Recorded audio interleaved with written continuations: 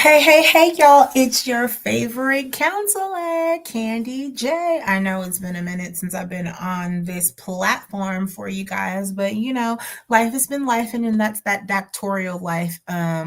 Your girl is getting a clinical psychology doctoral degree. You're going to be able to call me Dr. Candy very soon, coming very soon. But in the meantime, I'm definitely your favorite counselor, right?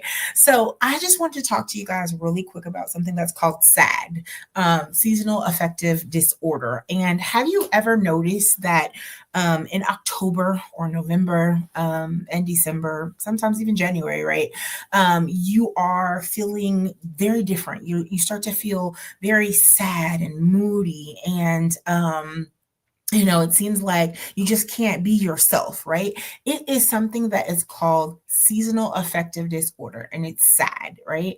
And it's just at times, especially at the holiday season, people are going through so many different things. It gets darker, first of all, earlier, but do you know how many people I know right now that are dealing with grief at this time? They're dealing with the loss of their mother, their father, their aunt, their uncle, their child, right? And it could even be their birthday season. If you've lost anyone, that your birthday season, the holidays, your birthday, any of those things can be a trigger, right? But when we're talking about seasonal affective disorder, we're talking about the symptoms that could possibly be it looks like depression, right? But it happens in between that fall and that spring time. So here are some symptoms, right? You have low energy and lethargy. Your It's difficult concentrating and focusing on things. I see so many people having that issue. There's a reluctance to engage with others and a desire to be alone. They're a depressed mood most of the day, nearly every single day. There's a loss of interest in things that you used to find interesting, enjoyable, right? You can't do that anymore. Your sleep patterns change, and you're primarily overly sleeping, right? You're anxious or you're irritable, or having very, very difficult times managing your stress level.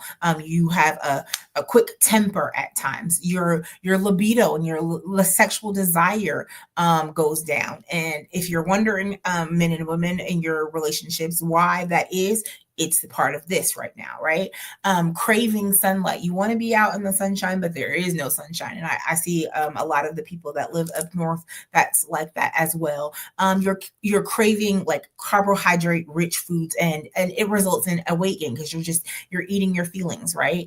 And then there's a reluctance in engaging with others and a desire to just be isolated and be alone. And so all of these different symptoms are a part of SAD, right? So what you want to do, first of all, is try to maintain a steady sleep schedule. Don't oversleep, right? Set your alarm to wake you up at certain times, right? If your normal bedtime is 11 o'clock, make sure that you get your 8 hours, but then set it to make sure that you're getting up within an 8 hour time frame or a 7 hour time frame, that you're not oversleeping, that you don't hit that snooze button, right?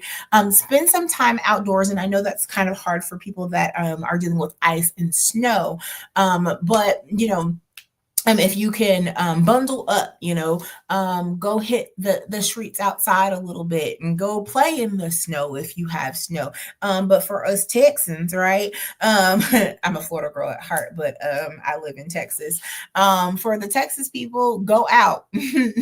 We don't have snow, we don't have ice, especially right now. Go out, go to the mall, go to the park, go somewhere.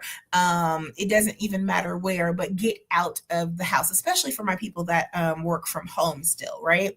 Also try some light therapy, do some boxing, do some sun replacement, like I was stating before.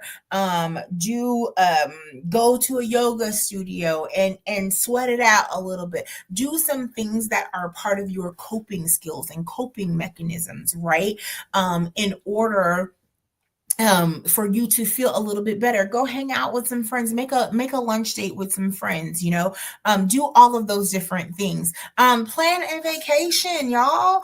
Listen, this tis the season. I know that money is a little tight for some people, but like even just a day vacation, if you can get hop in the car and drive down somewhere, for the Texans, you can drive to Houston. If you're in Houston, drive to Dallas, drive to Fort Worth, go to San Antonio, go to Galveston, go to these different places within, a 4 to 5 hour range of you, just to get away from your normal environment, right? Also, y'all already know eating a balanced meal helps with a lot of things, because you can also, like I said, you have a tendency to want to eat more carbohydrates or eat your feelings. Try protein, try vegetables. They even make yummy protein, and you can definitely doctor up the vegetables to be yummy, right? But get out, do don't have a negative outlook about things. It can definitely help you if you have a balanced diet. And my last suggestion, for people that this is very, very chronic for, go get with your doctor and talk about antidepressants. That's usually my last resort, because I want you to try all of the other things that I have given to you, right? A psychiatrist or your primary care physician can prescribe you some antidepressants for sure, but only if you really, really need them, right? And so if you are having all 10 of those signs and symptoms that I just talked about, then it's definitely time, maybe, and this is a recurring thing for you, right? From October to December every year, this is what's happening to you. It may be a little bit helpful for you to have some antidepressants at that point in time, right? And then you can be weaned right back off of those things. But try the holistic way first. Try some of the coping mechanisms that I just talked about to combat this mood disorder. Okay. And so listen, I am your favorite counselor, right? You can call me at that number on the screen and book yourself an appointment. And tis the season to make sure that you have some type of counselor, therapist, or coach that can help you through some of these things. Okay, guys? So again, your girl Candy J, coming to you on this very cold Sunday. But have a wonderful and blessed day.